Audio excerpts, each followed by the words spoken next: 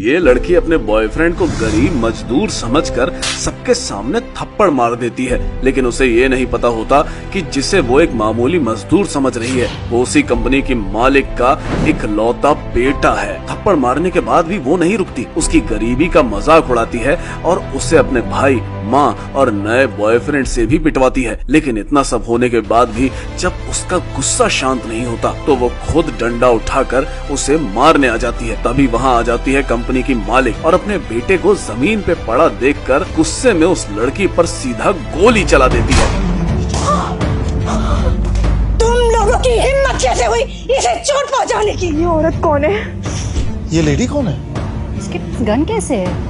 ये कोई साधारण औरत नहीं लगती है। मुझे भी ऐसा ही लग रहा है। इसके पास गन है। तो क्या हुआ सानवी, गन ही तो है। शालीमार में हो, ये हम पे अटैक करने की गलती नहीं करेगी। रोमिल, मैंने बहुत देर कर दी आने में, तुम्हें बहुत सी मुसीबतों का सामना करना पड़ा। ए बुढ़िया, तू यहाँ क्या कर रही है? और मुझसे ये मत कहना कि तू इस लूजर का सपोर्ट करने आई है। मैं उन सभी को सबक सिखाऊंगी जिसने इसे परेशान किया। ये लोगों को गन दिखाकर डरा कैसे सकती है? ए बुढ़िया, तू क्या कर रही है तुझे पता भी है? मैं कौन हूँ तू जानती है? I am the son of Saxena family. मेरे अंकल इस फैक्ट्री के डायरेक्टर हैं और मेरे डैड ओबराय ग्रुप के शालीमार के ब्रांच हेड के मैनेजर हैं। तेरी हिम्मत कैसे हुई मुझे गन दिखाने की? ब्रांच ऑफिस के वाइस प्रेसिडेंट, हाउ इम्प्रेसिव। तो अब तुझे डर लग रहा है ना? सिर्फ एक गन रख लेने से कोई भी पावरफुल नहीं हो जाता। और अगर मैं तुझे अपने बारे में सब कुछ बता दूं ना तो तेरे पैरों के नीचे से जमीन खिसक जाएगी। इस गन का यूज करना जरूरी था, वरना सिचुएशन और भी बिगड़ जाती। लेकिन क्योंकि आपको अपने बैकग्राउंड पे बहुत गर्व है तो आपसे तो मैं पर्सनली डील करूंगी। मिस्टर दक्ष को अपने बैकग्राउंड पे बहुत घमंड है, तो मैं भी चाहती हूँ कि इनको बताऊं कि मैं कौन हूं। Go and call all of them here. Okay ma'am. ए बुढ़िया, तू मुझे बर्बाद करेगी? मैडम छोड़िए, ये सभी निर्दयी हैं। मैं अपने लिए आपको बेइज्जत होते नहीं देखना चाहता। अब बहुत देर हो चुकी है। मिस्टर दक्ष की इंसल्ट करने की वजह से तुम सब बर्बाद हो गए। तुम शानवी हो, राइट? रोमिल तुम्हें इतना प्यार करता है, तुम उसे धोखा कैसे दे सकती हो? और तुमने उसे मारने की कोशिश की। क्या तुम्हें इतनी समझ भी नहीं है कि क्या सही है और क्या गलत? मुझे किसी के लिए कोई समझ की जरूरत नहीं है, और खासकर इस बेवकूफ के लिए। बेवकूफ? उसने तुमसे शादी करने के लिए रात दिन काम किया। इससे ये पता चलता है कि तुम कितनी बेशर्मी से पैसों के पीछे भागने वाली लड़की हो। ये भिखारी पूरी जिंदगी सिंगल ही रहेगा और सिंगल ही मरेगा। ऑफ कोर्स मैं इससे शादी नहीं करूंगी। क्या तुझे पता है कि मैं कौन हूँ? मुझे हेडक्वार्टर से रिकॉग्निशन मिला है, वरना तुम सब मुझसे बात करने के लायक भी नहीं हो। That's enough!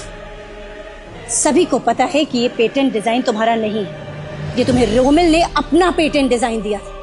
हाँ, ये बिल्कुल सही है। हाँ बिल्कुल, ये पेटेंट डिजाइन मुझे रोमन ने दिया, और इससे क्या फर्क पड़ता है? बल्कि इसे एहसान मानना चाहिए कि इसके ऑफर को मैंने एक्सेप्ट किया। इसके लिए या तो किसी ब्लेसिंग से कम नहीं है। क्या तुमने कभी सोचा है कि अभी जो कुछ भी तुम्हारे पास है वो सब तुमसे छीना जा सकता है? व्हाट? छीन लिया जा सकता है? ये बुढ़िया दिमाग से पागल है क्या? हेडक्वार्टर ने ये प्रेस मीटिंग मेरे लिए ऑर्गेनाइज की थी। सानवी, ये पेटेंट डिजाइन तुम्हारा नहीं है, इसलिए ना तो तुम्हें प्रमोट किया जाएगा, ना ही तुम्हें कंपनी की तरफ से कोई भी अवार्ड मिलेगा। Behave yourself. मुझे केवल हेडक्वार्टर से रिकॉग्निशन ही नहीं मिला, बल्कि बहुत जल्दी मैं सक्सेना फैमिली की बहू बनने वाली हूँ। तुम कौन होती हो मुझे रिपोर्ट करने वाली? तुम्हारी हिम्मत कैसे हुई मेरे खिलाफ जाने की? ए बुढ़िया, सानवी अब मेरी है और पूरे शालीमार में किसी की हिम्मत नहीं जो मेरे परिवार के खिलाफ कुछ बोल सके। मैडम छोड़िए और यहाँ से चलते हैं। सक्सेना फैमिली बहुत पावरफुल है। मैं नहीं चाहता कि मेरी वजह से आप सक्सेना फैमिली से भिड़ें।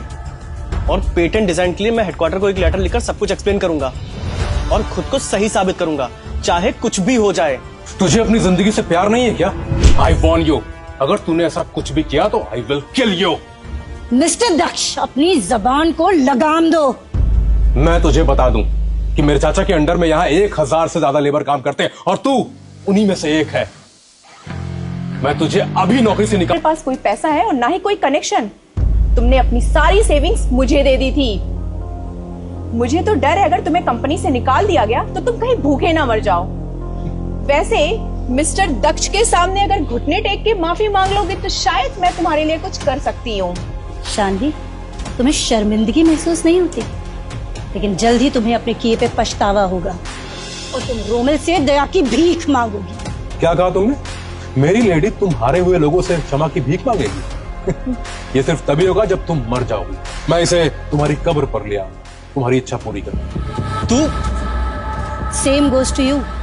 मुझे कोई फर्क नहीं पड़ता कि तुम्हारे चाचा या पिताजी कौन है। अगर हिम्मत है तो उन्हें यहाँ बुलाओ, मैं उन्हें भी घुटने टेकने के लिए मजबूर कर दूंगी। Miss Toshi? Hello miss Toshi, mister Jitendra here. Mister Jitendra, आपका नेफ्यू बहुत प्रॉब्लम क्रिएट कर रहा है। आप अभी वेयर हाउस आए। अधीरा मैडम भी यही हैं। ओके मैम, मैं बस पहुंचता हूँ। पूरी कहानी देखने के लिए अभी डाउनलोड करें क्विक टीवी।